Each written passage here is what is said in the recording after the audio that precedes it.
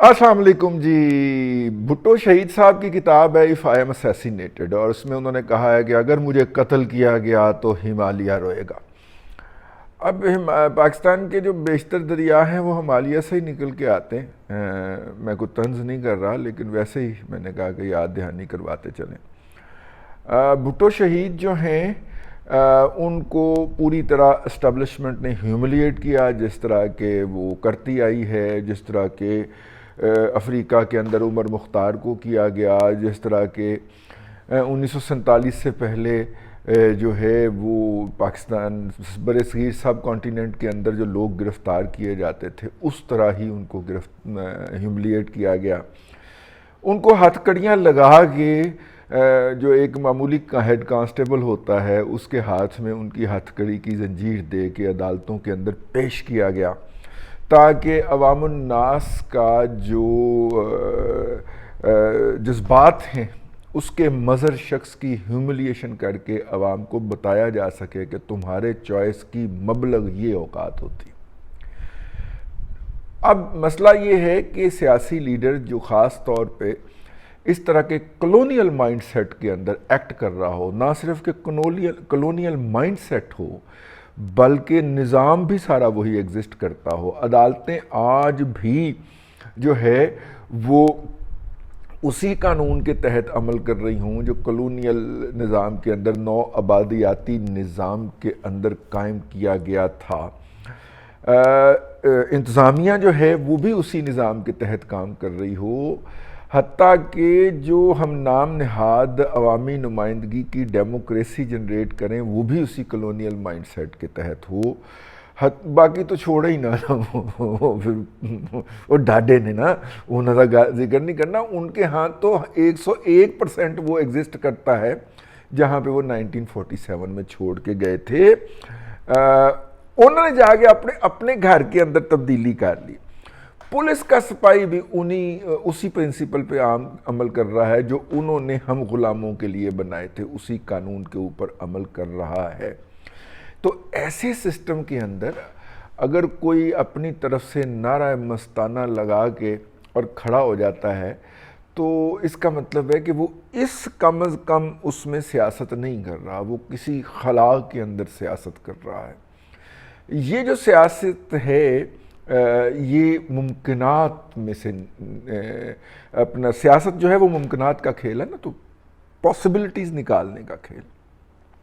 بے نظیر بھٹو صاحبہ ضیاء الحق کی قید میں تھیں اور ضیاء الحق سے حکومت نہیں ہو رہی تھی، کمبی جا رہی تھی، ٹانپیں ٹانگ رہی تھی۔ پھر اس نے سازش کر کے یا کوئی اندر خانے پیغام رسانی کر کے بے نظیر صاحبہ کو باہر بھیج دیا، اور اس کے بعد پھر اس نے لوکل باڈیز کے الیکشن بھی کروائے اور مردم شماری بھی کروائی اور کھل کے پھر افغانستان میں کھیلا، ٹھیک ہے نا۔ تو اب بے نظیر بھٹو کا وہ جانا اور نواز شریف کا سرور پیلس جانا، ہم تو بھئی اس کو برابر ہی سمجھتے ہیں۔ اس وقت کے سیاست دانوں نے پاسبلٹیز نکالنے کی کوشش کی کہ اچھا اب اس نے سامنے سے پورا رستہ بند کر دیا، ہمیں دیوار میں چنوا دیا ہے، تو کس طریقے سے یہاں سے نکلتے ہیں، پھر پاسبلٹیز نکالتے ہیں۔ بے نظیر صاحبہ پھر اس کے بعد واپس آئیں، 84 میں میرے خیال آئیں، پھر چلی گئیں، اور پھر پورے تمطراق کے ساتھ اور پورے پمپ اینڈ شو کے ساتھ ایک گرینڈور قسم کا جو استقبال تھا 86 کے اندر ان کا ہوتا ہے، اور وہ واپس تشریف لاتی ہیں۔ تو میرا مطلب ہے کہ وہ سیاستدان تھی نا، وہ پاسبلٹیز رستے نکال رہی تھیں۔ اسی طرح نواز شریف صاحب جو ہیں 41 سال قید کی سزا ہو گئی ہے، پھانسی کے لیے حکومت اپیل میں چلی گئی ہے اور پاسبلٹیز نکلی، ٹھیک۔ اگر ہم کہیں کہ نہیں جی ساڈا کتا تے ٹومی ہے تے تہاڈا کتا صرف کتا ہے، سادہ کتا ہے، تہاڈا کتا سادہ کتا ہے، ایسے بات ہوتی نہیں ہے، ایسے ہو نہیں سکتی۔ تاریخ بڑی بے رحم ہے، ویسے تاریخ بھی بے رحم کیا ہونی ہے، تاریخ بھی اپنی مرضی سے لکھوائی جاتی ہے۔ تو یہ وہ ہے جس کی طرف میں آپ کو کیوں لایا ہوں وہ میں اب بیان کرنے لگا ہوں۔ عمران خان صاحب کا خیال ہے کہ اگر انہیں کچھ ہوتا ہے تو وہی بات ہمالیہ روئے گا۔ عمران خان صاحب ہمالیہ کے اندر سے صدیوں سے چشمے بہہ رہے، کچھ لوگ کہہ رہے ہیں یہ ہمالیہ کے آنسو ہیں جو کہ پاکستان کے اندر جو دریا بن کے آتے ہیں. تو بھائی جان ہمالیہ تو روئی جا رہا ہے. ٹھیک ہے, پاکستان جو ہے وہ سری لنکا بن جائے گا. میں وہ ان چند محدود چند ملنگ لوگوں میں ہوں جس نے پہلے بھی کہا تھا کہ پاکستان اور سری لنکا کے معروضی حالات میں کے اندر بہت فرق ہے. لیکن میں نے ایک اور بات بھی عرض کی تھی, وہ میں نے عرض کی تھی کہ ٹیکنیکل سٹڈی اگر آپ کریں نا, ہر چیز ٹیکنیکل کے اوپر بھی موو کر رہی ہوتی ہے جب تک کہ فنڈامنٹلز چینج نہ ہو جائیں.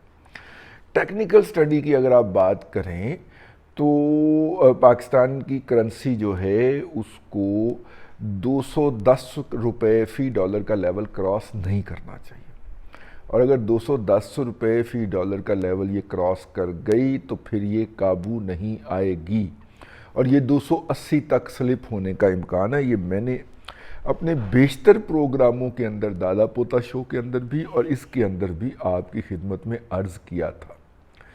لیکن مفتاح اسماعیل صاحب جو ہیں ان کے پاس کوئی اسٹریٹجی ہوگی, جو بظاہر تو نظر نہیں آتا کہ ان کے پاس کوئی اسٹریٹجی ہے. ٹھیک ہے, ان کی دلیری اپنی جگہ پہ, مطلب کہ آئی ایم ایف کی تمام ٹرمز اینڈ کنڈیشن کو سر جھکا کے تسلیم کر لینا اور اس کا مدعا جو ہے وہ عمران خان کے اوپر ڈال دینا, وہ اپنی جگہ کے اوپر. آئی ایم ایف کے اجلاس کے اندر منہ سے ایک لفظ نہ پھوٹ سکنا, یہ ساری ان کی نااہلی اپنی جگہ پہ, لیکن اسٹریٹجی نظر نہیں آ رہی.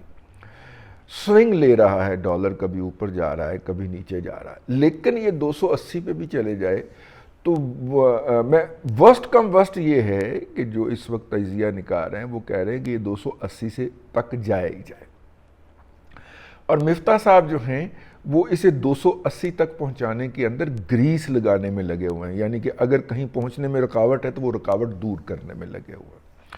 ان کے پاس اس وقت لمحہ موجود میں کوئی طریقہ کار, پالیسی, اسٹریٹجی نظر نہیں آتی. وہ ایک سینڈ بیگ بنے ہوئے ہیں کہ مارنے والے کو خود ہی رحم آنا شروع ہو جاتا ہے کہ یار یہ کیا شخص ہے یار, مطلب سینڈ بیگ کو سن مارنے والے کو خود ہی رحم آ جاتا.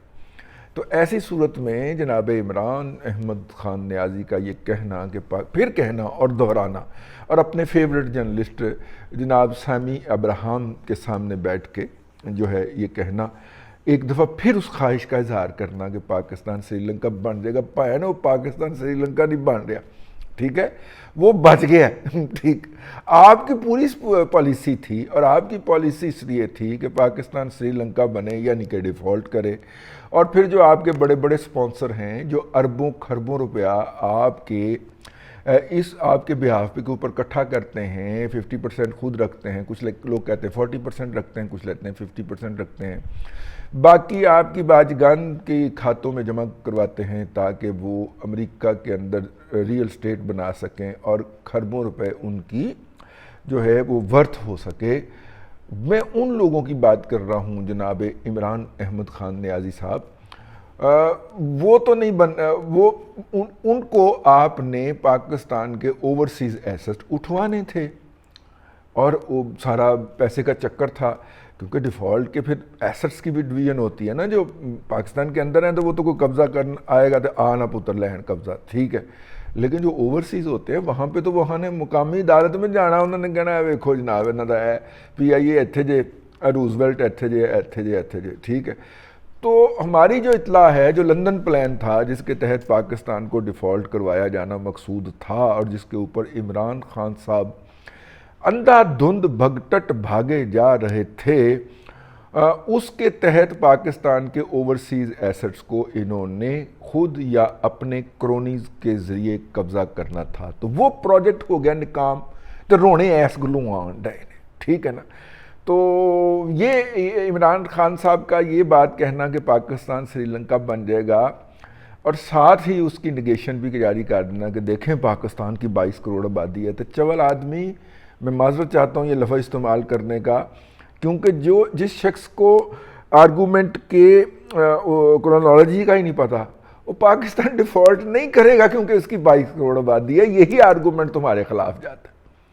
ان 22 کروڑ لوگوں کے اوپر ڈیزاسٹر آیا ہے. اقوام متحدہ کا جو سیکرٹری جنرل ہے وہ بغیر بلائے پہنچا ہے یہاں پہ, اور آ کے اس نے کہا ہے تو بڑا کام خراب ہو جائے گا, ٹھیک ہے نا. ان 22 کروڑ نے کسی بھی طرف منہ کر لیا, یار اس کے 10% نے بھی کہیں منہ کر لیا, ٹھیک ہے. ویسے جتنے بھی یہ عرب کے ممالک کے اندر جو معاملات ہوئے ہیں اس میں شام ہے, لیبیا ہے, عراق ہے, ان ممالک کی 1/3 جو ہے 20% سے لے کے 33% 35% تک آبادی جو ہے وہ ہمسایہ ملکوں میں گئی ہے. اور وہ کتنے تھے؟ کسی کی 3 کروڑ آبادی تھی, کسی کی 2.5 کروڑ تھی, کسی کی 1.5 کروڑ تھی. افغانستان اتنے عرصے سے 3 کروڑ آبادی ہے, ٹھیک ہے. تو 3-3.5 کروڑ آبادی ہے, اور اس نے دیکھ لیں ہمسایہ ممالک کے اندر کتنا ڈیزاسٹر جنریٹ کیا. ہمیں کیا موت پڑی ہوئی ہے, ہمیں بھی تو افغانستان کی جنگ لے کے بیٹھ گئی, ٹھیک ہے نا. تو مطلب کہ ہماری اکانومی کو بھی افغانستان کی جنگ لے کے بیٹھی. بہرحال یہ 24 کروڑ پائن کدھر دا منہ کرن گے ہاں. تو اس لیے ممکن نہیں ہے. دنیا کا جو سیٹ اپ ہے, اکنامک سیٹ اپ جو ہے, IMF, ورلڈ بینک جو ہے, ایشیائی ترقیاتی بینک جو ہے, یہ سارے جو ہیں یہ اس بات کو الاؤ نہیں کر سکتے, افورڈ نہیں کر سکتے کہ پاکستان ڈیفالٹ کر سکے. یہ عمران احمد خان نیازی جو ہے یہ جب ڈیفالٹ کی بات کرتا ہے تو بیسیکلی یہ اپنے اوورسیز سپانسر کو یقین دہانی کروا رہا ہوتا ہے کہ نہیں نہیں نہیں نہیں نہیں ابھی گیم مکی نہیں ہے, ابھی آپ کا بھائی جو ہے وہ لگا ہوا ہے اس کے اوپر, آپ نے پریشان نہیں ہونا, آپ کا بھائی لگا ہوا ہے اس کے اوپر. مجھے تو یہی لگتا ہے. آپ کو جو لگتا ہے وہ نیچے لکھ دیجئے گا. اللہ آپ کو آسانیاں عطا کرے اور آسانیاں خلق خدا میں تقسیم کرنے کی توفیق عطا کرے.